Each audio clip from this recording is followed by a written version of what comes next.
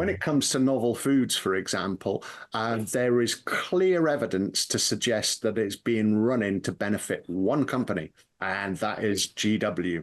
Now, if you look at the lifetime of GW, which I'm sure you have, you'll see some questionable things. I mean, I didn't realize until the other day, but they launched on their first stock exchange in 2001, 3 years after they'd launched. But wasn't 2001 the year that they also got their R&D license? I mean, it's so coincidental as well, isn't it? The misuse of drugs regulations, 2001, which was effectively created to allow scheduled drugs to be sold for profit, allowing them to get around POCA and the international interpretation of this. I mean, no. The misuse of drugs regulation 2001 was created with the intention to allow the transportation of controlled substances to places where they would be analyzed.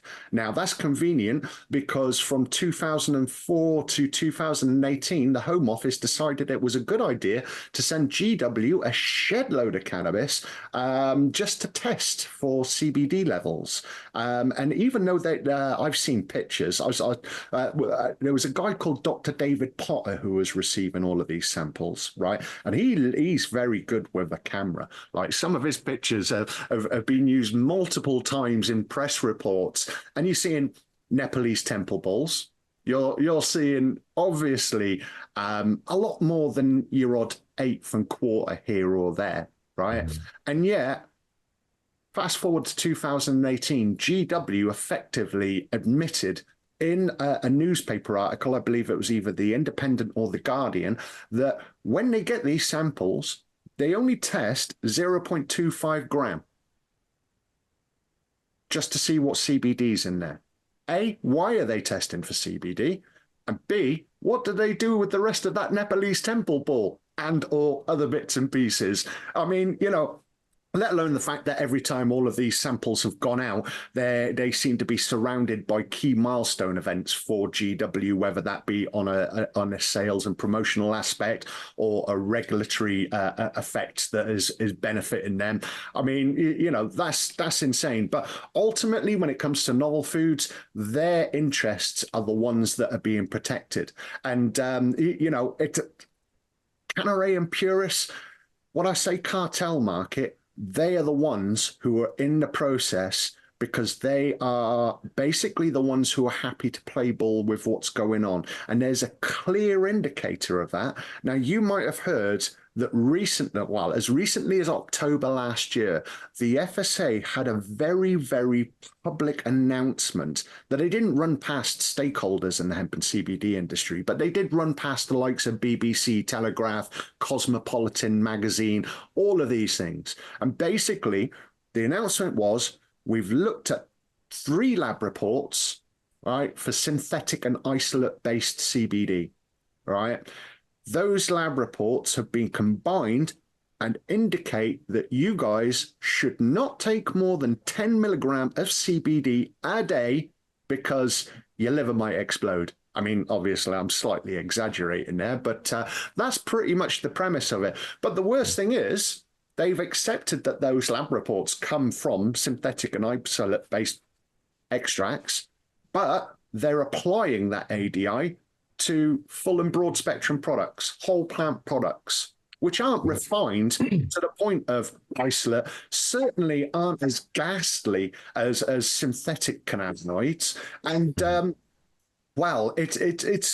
there's a thing in food law, right, which I've been looking at, and it's called substitution. Right. And substitution in itself can lead to the diminishing of an authenticity of a food. Very big food crime. Oh, this is a good example. So in Ireland, Subway for a while, the bread wasn't allowed to be called bread because when they analysed it, it's like in America, the American cheese, the square cheese, like we have it over here, and there's not the word cheese on it because it's not allowed legally to be called cheese. You may look at it and go, "Oh, that's cheese," but no, I didn't say it was cheese. It's the same with chocolate over here, mate. Go to Germany, right? Our chocolate's not chocolate because it's got too much milk in there. And that's why a lot of squaddies, when they come out of the forces, they set up English shops up there because the Germans, they love our lion bars and all of that because theirs are just a little bit too dark. But certainly when it comes to substitution in this essence, right? Certainly with synthetic CBD, for example, you're allowed to call that ultra pure, right? The FSA also allows CBD isolate to be defined as ultra pure. I'm very sorry, folks. Cocoa is a little like it's not coming through much on this end. It is dropping out, and when I edit and crop out the sound, it should cut the most of it out. It's just a case of your flow, I guess, at this point. Good. Okay, so this is where it comes to synthetic and isolate, right? Both of them can be defined as ultra pure. The FSA has a public list, which is to inform the public of what is available, what is going through the process. And yet they will not allow for a determination as in ultra pure synthetic CBD or ultra pure isolate based CBD. And that is a big concern because it diminishes the authenticity of plant derived isolate, right?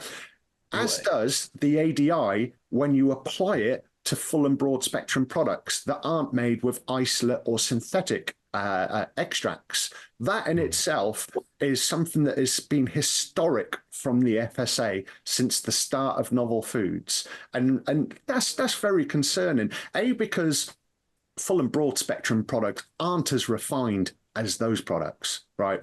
Synthetic and isolate. Certainly an ADI derived from them should be accepted by the toxicology reports that companies were told to supply. But no, we're having that all applied across the board. And when it comes to Purus and Canare, their authorization documents, right at the back, you have a reference index of all of the information that they've submitted to prove the safety of their products. But on both applications, the very first link is to the ADI announcement in October last year, which wasn't really part of their applications whatsoever. And we do hear that either right, that ADI isn't going to change at any time soon, which is absolutely crippling for the industry, right? And B, there is the likelihood, a very big possibility that companies, they paid a lot of money for toxicology data for their extract in their products. But it's likely that the FSA might say, don't worry about that. We'll just put Purus and Canare's lab reports on top of yours, take it or leave it. Yeah. And, it's a really shocking state of affairs in this industry at the moment.